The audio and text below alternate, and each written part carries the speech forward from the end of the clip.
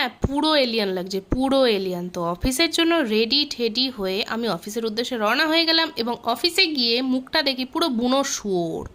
তারপর বিরাট কোহলিকে দেখো কি সুন্দর নিউজ পেপারে, অ্যাজ অলওয়েজ বিরাট কোহলিকে ভালো লাগে। তো সোহম তারপর আমাকে কিছু কাজ দেখিয়ে দিচ্ছিল, এবং তারপর আমি জন্মের গেলাম, মানে লাঞ্চটাও করে নিলাম। আর লাঞ্চ করার পর ভাবলাম একটু নিচে যাওয়া যাক। তো আমি আর সোহম লিফটের কাছে গিয়ে দাঁড়ালাম, এবং সোহম দেখি পুরো ফাজলামো মারছে লিফটের সামনে দাঁড়িয়ে। তারপর নিচে গিয়ে প্রচণ্ড গরম লাগছিলো, একটা আইসক্রিম খেয়ে নিলাম, আইসক্রিম খেয়ে একটু নিচে নিলাম। তারপর আমি চুটকি কিনে নিলাম, মানে মিষ্টি সুপারি।